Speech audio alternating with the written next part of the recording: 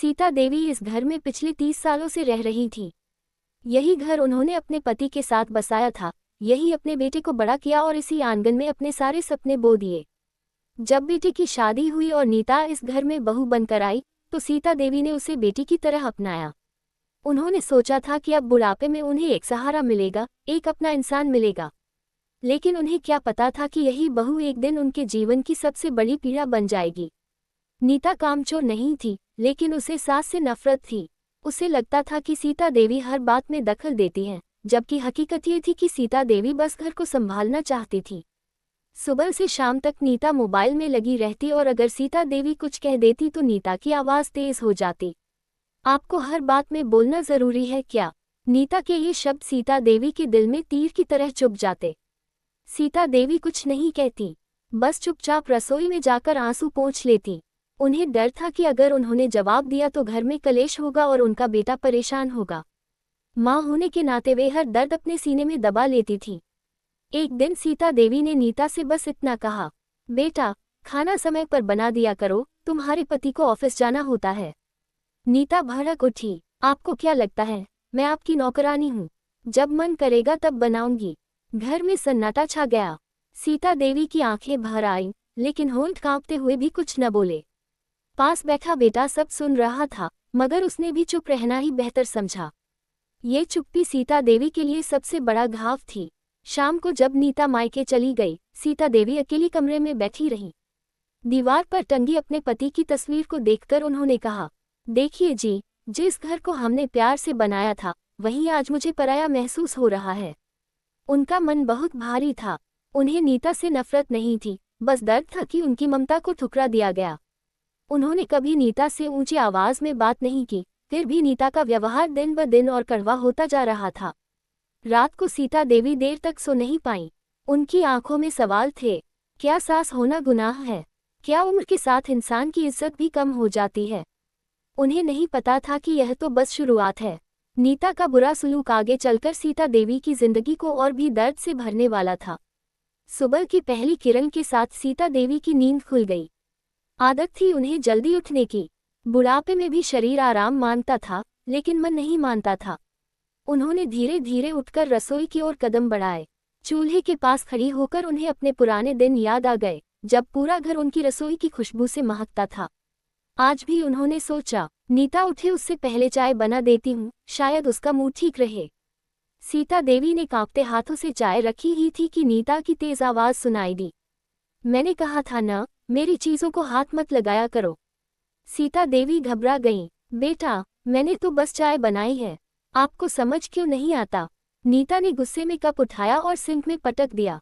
Cup टूट गया, चाय फर्श पर फैल गई और उसी के साथ सीता देवी का दिल भी बिखर गया। आवाज सुनकर बेटा कमरे से बाहर आया।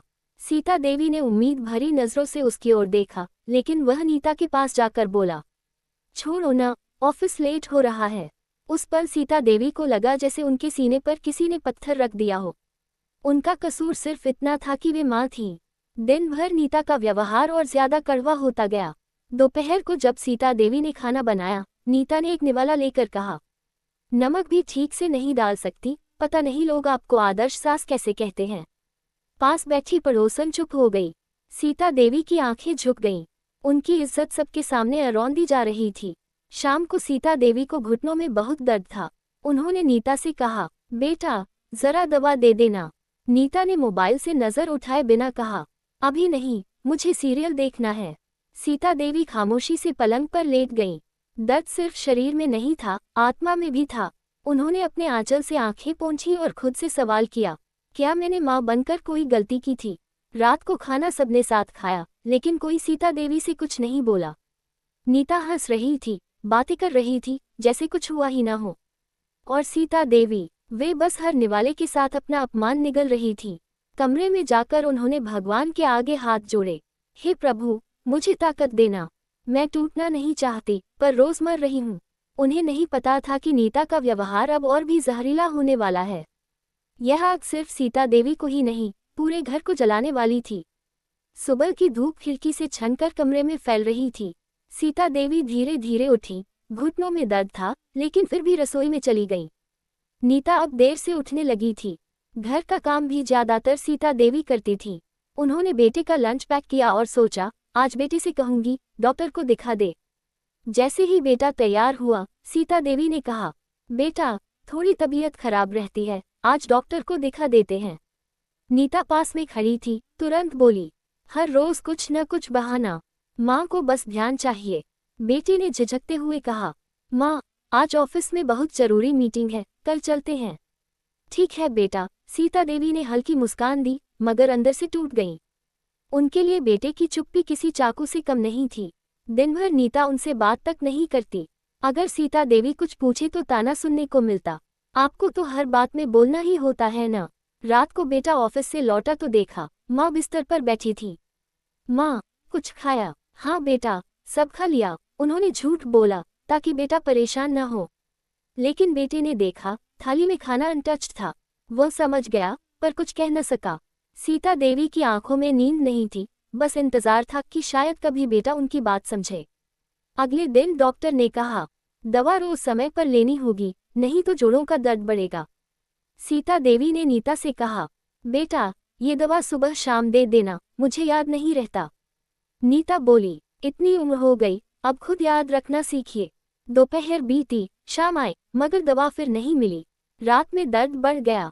सीता देवी बिस्तर पर तड़पती रही। नीता मोबाइल में वीडियो देख रही थी। जब कराहने की आवाज आई तो बोली, ड्रामा मत कीजिए, सोने दीजिए। सुबह बेटा उठा तो देखा माँ बेहोश पड़ी हैं। वह दौड़कर आया, माँ क्या हुआ? नीता बोली, मुझे क्या पता, रात भर इन्हें दर्द था। डॉक्टर आया, दवा का डिब्बा देखकर बोला, इनकी दवा तो 3 दिन से छुई ही नहीं गई। सीता देवी ने बस एक नज़र नीता पर डाली। उनके चेहरे पर सवाल नहीं, बस दर्द था। कब तक सहूं ये सुलूक भगवान। अब मोहल्ले में चर्चा होने लगी थी। पड़ोसी कहते, नीता तो बहुत तेज बोलती है, बेचारी सास कुछ नहीं कहती। नीता को ये बातें चुभाने लगी। एक दिन उसने गुस्से में कहा, आप सबको मेरे खिलाफ क्यों भड़काती हैं? सीता देवी चौंक गईं। मैंने कुछ नहीं कहा बेटा, मैं तो दिन भर कमरे में रहती हूँ। झूठ मत बोलिए, नीता चिल्लाए, अब आपकी चालाकी मुझसे नहीं चलेगी। सीता देवी की आंखों में आंसू आ गए। उनकी हालत देखकर पड़ोसी भी हैरान थे। रात में उन्होंने बेटी से कहा, बेटा अब मैं थक गई हूँ। बेटी ने सिर झुका लिया। वह माँ और पत्नी के बीच फंसा था मगर खामोश था। नीता अब खुलकर बोलने लगी थी। एक दिन उसने पूरे घर के सामने कहा, या तो ये रहेंगी या मैं। सीता देवी का दिल कांप गया। नीता मैं तुम्हारी सास हूँ, दुश्मन नहीं, उन्होंने कहा। मुझे सास नहीं चाहिए, मुझे आज़ादी चाहिए। ये सुनकर बेटा भी स्तब्ध रह गया। लंबी चुप्पी के बाद सीता देवी बोली, अगर मेरी मौजूदगी तुम्हें बोझ लगती है, मैं चली जाती हूँ। उन्होंने भगवान की मूर्ति उठाए, कुछ कपड़े बैग में रखे और दरवाजे से निकल गईं। बेटा कुछ नहीं बोला। नीता ने चैन की सांस ली। सीता देवी के कदम भारी थे, लेकिन आत्मा हल्की, क्योंकि उन्होंने अब किसी पर बोझ न बनने की ठान ली थी। सीता देवी जब उस घर से निकली तो उनके पैरों में ताक नहीं थी, पर दिल में एक अजीब सा सुकून था। वर्षों बाद उन्होंने अपने लिए सोचा था। रिश्तेदार के घर पहुंची तो छोटा सा कमरा मिला, एक खिड़की, एक पलंग और दीवार पर भगवान की तस्वीर। बस यही उनकी दुनिया बन गई। सुबह सुबह मंदिर जाना अब उनकी दिनचर्या थी। घंटी बजाते हुए वे अक्सर बुदबुदाती, भगवान मेरे बेटे और बहू को खुश रखना। अपने दर्द की कभी शिकायत नहीं की। उधर नीता के लिए हालात बदलने लगे थे। घर जो पहले अपने आप चलता लगता था, अब बिखरने लगा। सुबह उठकर नाश्ता बनाना, कपड़े धोना, बिल भरना, हर काम बोझ लगने लगा। वह पहली बार समझ पाई कि सीता देवी चुपचाप कितना कुछ संभालती थी। बेटा भी अब पहले जैसा नहीं रहा। वह कम बोलता, देर से घर आता। घर में सन्नाटा था जो नीता को अंदर से काटने लगा। एक रात नीता ने थकी आवाज में कहा, अगर माँ होती तो सब ठीक रहता, पर तुरंत खुद को रोक लिया। उसे याद आया, वही माँ थी जिन्हें उसने घर से निकाल दिया था। नीता को अब एहसास होने लगा था, अकेलापन सिर्फ कमरे में नहीं होता, अकेलापन दिल में भी बस जाता है। समय कभी किसी का इंतजार नहीं करता। नीता की तबीयत बिगड़ने लगी। तेज बुखार, शरीर दर्द से टूटने लगा। बेटा ऑफिस में व्यस्त था। नीता अकेली बिस्तर पर पड़ी रही। उसे याद आया कैसे सीता देवी दर्द में तड़पती थी और वह कह देती थी, नाटक मत कीजिए। अब वही शब्द उसके कानों में गूंज रहे थे। रात के सन्नाटे में नीता रो पड़ी।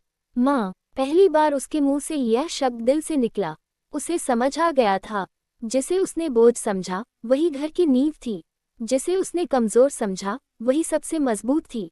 नीता ने भगवान के आगे हाथ जोड़े, मुझे माफ कर दो, मुझे मेरी गलती समझा दी। अब वह हर दिन सीता देवी को याद करती, उनकी बनाई चाय, उनका स्नेह, उनकी चुप्पी, सब कुछ। ये कर्मों का हिसाब था। नीता वही सह रही थी जो उसने कभी दिया था। एक सुबह नीता ने निर्णय लिया, वह सीता देवी से मिले बिना चैन से नहीं रह सकती थी। जब वह उनके कमरे के बाहर पहुंची, हाथ कांप रहे थे। दरवाजा खुला, सीता देवी भगवान के सामने बैठी थी। नीता फूट फूट कर रो पड़ी, माँ, मैंने आपको बहुत दुख दिया।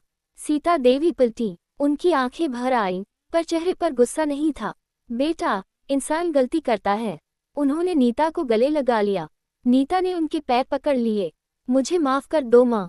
सीता देवी ने आंचल से नीता के आंसू पोंछे। जब दिल से माफी मांगी जाए तो माँ कभी मना नहीं करती। वह पल दोनों के लिए नया जन्म था। बहू नहीं, बेटी बन चुकी थी नीता। सीता देवी फिर से अपने घर लौटी। इस बार दरवाजे पर नीता खड़ी थी, झुकी हुई नजरें और हाथ में पूजा की थाली। माँ, घर आपका है। अब सुबह की शुरुआत साथ चाय से होती।